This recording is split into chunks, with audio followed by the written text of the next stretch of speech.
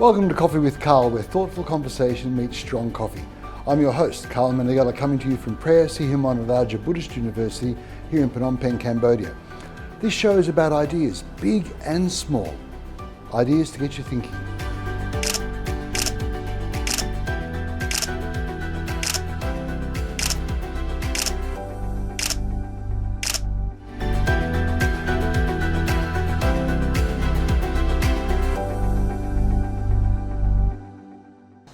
For this episode of Coffee with Karl, we're going to try something completely different. I have here about 3 kilos of dictionary in a Khmer English dictionary. And what we're going to try and do is see if we can reinvent the art of conversation, of thinking, not just a casual conversation, but actually thinking about things, concepts, and see where it leads us. And hopefully we rediscover a bit about the challenge of thinking, but also the joy of thinking. Okay, so to make sure it's not rigged, I will open the book anywhere. So here we go. Grab a page. You can choose the word. Oh, there's 3 kilos.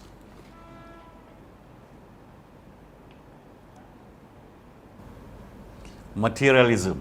Oh, you're kidding. Materialism. Materialism. I love it. Okay, so where do we start with materialism? We can bring in religion, philosophy, economics.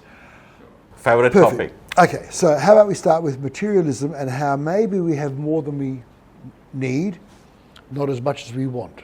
All right. Any views on that? I think we can start with Columbus to US, to America. Fantastic. Right? What drove Columbus to America? Yes, exactly. So it was a greed to find gold, right? And to find new wealth, find new resources, and also new land, correct? For but who? new land was for the king of Spain, right? So based on that, it kick-started materialism in the new land. Before that, that land was actually populated by the Red Indians. The indigenous, right? yes. And they were oblivious of materialism, right? And then when the influence of modern man came into the new land, right? It transformed the land from, simple living to materialism, right? So here's an example of the negative impact of materialism, all right? What about some positive impacts?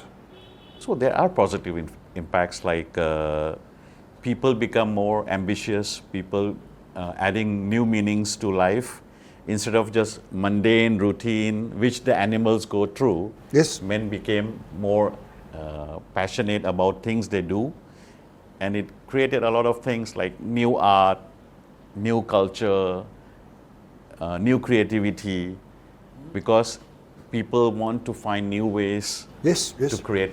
Well, the rich sponsored a lot of the art of the Renaissance, for example, yes? So the rich people there sponsored artists. So we had Leonardo da Vinci, Michelangelo, all of these incredible artists sponsored by people who had the money and the wherewithal for it. Mr. Bradley, you're hiding in the corner. What's your viewpoint of materialism? Context matters. Oh, context matters. Yes, because for example, what is materialism and how it is articulated then and now? Right? Taking from where Chrysler left, if there was no progress, which is measured in material stuff, yes, they wouldn't have had progress. Now, certain context about materialism is negative because of the influence of greed, yes, and achieving it at the cost of humanity. Materialism is, to me, is something that you need to have in terms of progress. That's why I said, in what context do you call it material? Yes, I think it's very important. So if you say if you say moving away from caves to urbanization to city dwelling, you can call it materialistic. Yes. Again, invention of aeroplanes, phones, vehicles, transportation could be materialistic. Yes. But I think the possession of material and the process of acquiring that ethically and in a fair manner. So this is the kind of debate we have, and then the context of negativity comes into materialism the moment you bring in the word that you used in terms of greed, or how you acquire that. Yes, yes. The unethical acquisition of material. And yes. it's Or the exploitation. Exploitation. At what cost? Because I like this word we talked about earlier. It's about the trade-off. So you acquire one thing at the cost of the other. So if you are going to acquire material, expansion of land, buildings at the cost to nature, then that's negative. Yes. So it's the balance that the human beings are losing in terms of selfishness gives a negative connotation to materialism. So in some ways, an example that comes to mind in Australia is BHP, a huge mining conglomerate. And when they open a new mine, they have botanists, environmentalists looking at the land. When they finish the mine, they re-vegetate the land to exactly where it was, Original state, or better. And now I know some mines are open for decades, but there are mines which are open for a couple of years, and this has happened, where they actually re-vegetate, reintroduce animals, for example, in an effort to try and mitigate some of the negative impact on the environment. So I think there's a sense of ethics there. But the other thing which comes to mind is a sense of boundaries. Like your house, for example, let's say it's next door to my house and I'm next door to you. We have a fence. We have a fence here. I need to honour the fact that you have a fence if I'm to expect you to honour that I have a fence, right? So boundaries. So maybe it means controlled materialism. I don't want to try and covet or take your land away and for me to pursue what I want if it's not doing harm to you. So maybe there's a lesson there for us as well, because you're right, there's such a negative concept as soon as you say materialistic. You know, I think that's something. And for example, I love playing guitar. I have more guitars than I need. But I'm not doing that to take them off other people. So I suppose in that sense I'll work for them. And I try and justify it to myself, and that's materialistic. They're not the be-all and end-all of my life. I enjoy them, but there's other things. So I think maybe a balance. I mean, how do we arrive at a balance? So, I mean, if I may take that. Please. To me, the balance is at what cost are you acquiring that? That's the balance. So if my gain is a greater loss to humanity, then there has to be a sense of guilt. Yes, okay. So, I mean, that's where I would draw the line.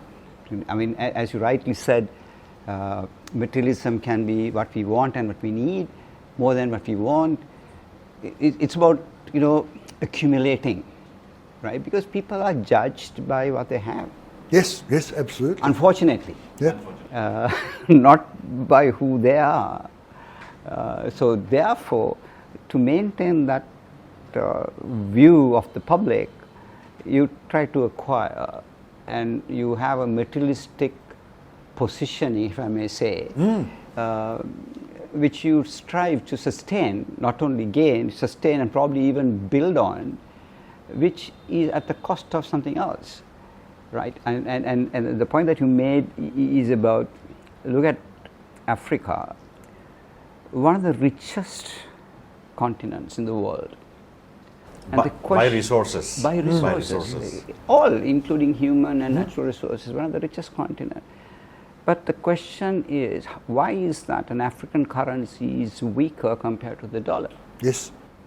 When you have the diamonds and the copper and minerals, ores, we have lithium, we have so many and the importance, labor, right? So, and a cheap labor. Yeah, because it's heavily supplied, right? So I think to some extent it is orchestrated so that materialism, Karl, to me is not necessarily between people. Yes. It can be between nations. Yes, yeah, absolutely. Right. So I mean, you talked about the discovery of US, but they were actually in search of India. Yes. Because they thought it will end up in India going around, yes, yeah. But that's what they called, when they saw the natives, they called them Red Indians. Yes, right? Yep.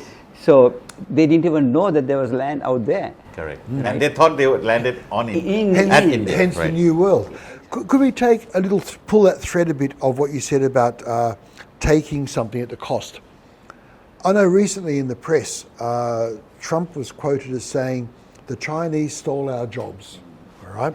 The Chinese, that's them. And it's easy to say them or those, the other people. It's a great way to get people to rally up. But in reality, the CEOs of companies wanting to have more profit sent the jobs overseas to where there's cheaper For labor. cheaper manufacturing. So the Chinese didn't steal the jobs. The CEOs pushed the jobs offshore, right? Exactly. But rather than have the citizenry having a coup against the CEOs and the companies, people like Trump or whoever can say, they stole it. Correct. And let's make them the enemy. So they create a new narrative. Yes, yeah. And again, the Victor writes history. So materialism, okay, so how can it be good? So an example of materialism in a positive sense. Yeah, just go back to the statement of they stole our jobs, right? So basic economics, right? Yes. So there are factors of production, right? You have capital, you have labor, you have land. They're basic factors of production. So the general global economic trend is to move the investment to where there is resources. Correct. Yes. Right. So what happened in terms of, take India, take Sri Lanka, we produce for British brands and US brands in Sri Lanka. Yes. So in Vietnam, so in Bangladesh, so in Ethiopia now, right? So the investment moves to where there is resources.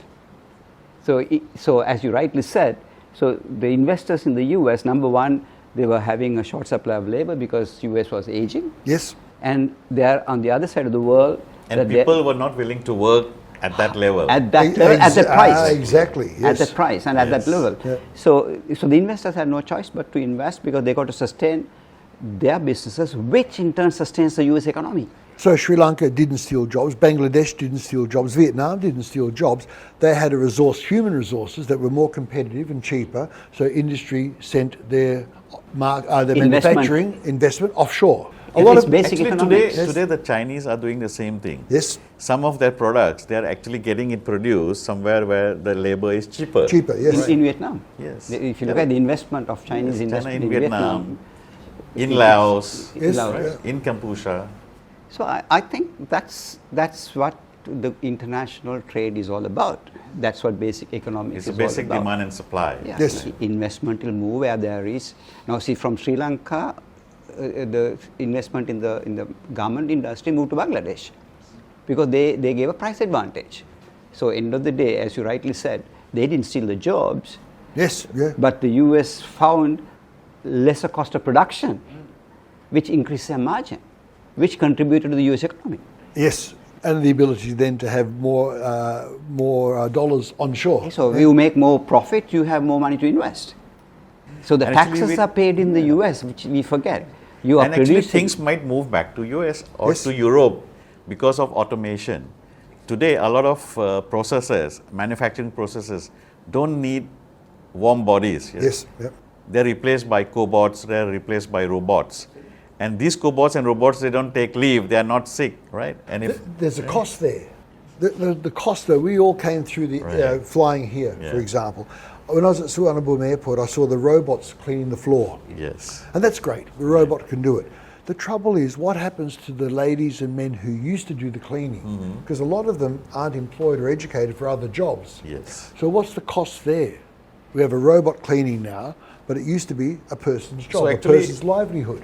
According to me, right, it's creating more and more polarization of wealth because the people who are able to invest in robots are people who have capitals, right? Yes. So this labor cost, which used to go to a poor home, is now actually going back to the pocket of the rich. another capitalist who invested in manufacturing of the robots. So just for those out there for vocabulary, polarization is where it's actually becoming a widening gap. So the rich are getting richer and the poor are getting poorer. Are getting poorer. Yeah, And very interesting. those poor people, because of their skill set and because of their education level, they can up their skill. At the best, they have to find jobs which actually robots are still not able to do it. Yes. So yes. then less jobs and more people are competing for those jobs. So, I think I can compliment to that. Now, 120 years ago, when the Industrial Revolution happened, machine replaced manpower. I have a different opinion.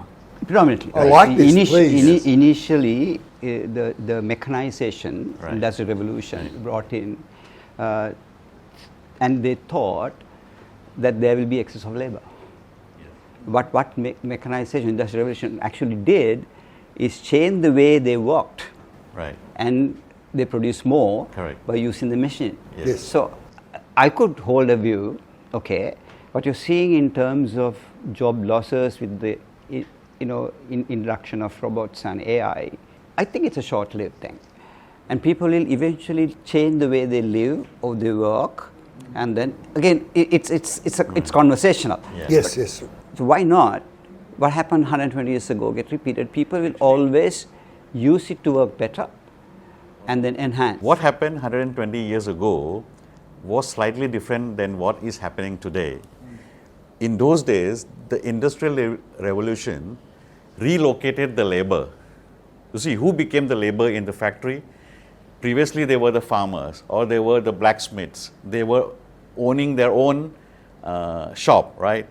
Then they are re-employed. So the farmers and the people in the villages who were employed in blue-collar type of job, right? They were actually relocated to work in the factory. So people still had jobs, correct? So machines didn't take away the jobs, but they enhance or enrich those jobs, right? The production. But today, these robots actually are replacing the job. Like a factory, let's say a workshop, we used to have 40 to 50 workers. Today is manned by only maybe one engineer maintaining the robots. I think especially where there's something where there's like mass manufacturing. So for example, automobiles, where they're making the same thing, thousands of models. Right. That's where you see things like automation coming into the assembly line. I've noticed where nationalism, for example, just a little segue, nationalism can be very bad and it can start wars, or it can be very positive. And I noticed in Australia now, when I was 16 or 17, we used to have the railways in Western Australia where we built trains. Over the course of about 2 decades, that actually went offshore. And we were buying trains from China. All right? So Australia lost its manufacturing base, started sending raw materials over to China and other countries and buying back the finished product, which is, I think, a very flawed thing. I notice now there are trains being built back in Perth and there are trams being built back in Melbourne. I saw on the signs, proudly built in Perth for Perth. And I think in that way, nationalism is saying we need to recapture some of this because we have a citizenry which cannot all be IT high-tech entrepreneurs. We need to have avenues for everyone. And I think in some ways, things like apprenticeships, the trades, in Australia now a plumber or a carpenter is earning similar money to a doctor. And if you try and call a plumber, there's a queue of people waiting because people for many years weren't doing the trades. They weren't doing blue-collar jobs. And I think that's we need to look at the long-term solutions, and sometimes we need to actually bring back some of this rather than taking shortcuts, sending everything offshore, bring some of it back. So, it goes to this phrase that has been discussed, is deglobalization. Our country is looking inward, right? I think it's an economic decision because you have certain parts of, take the West particularly, which is aging.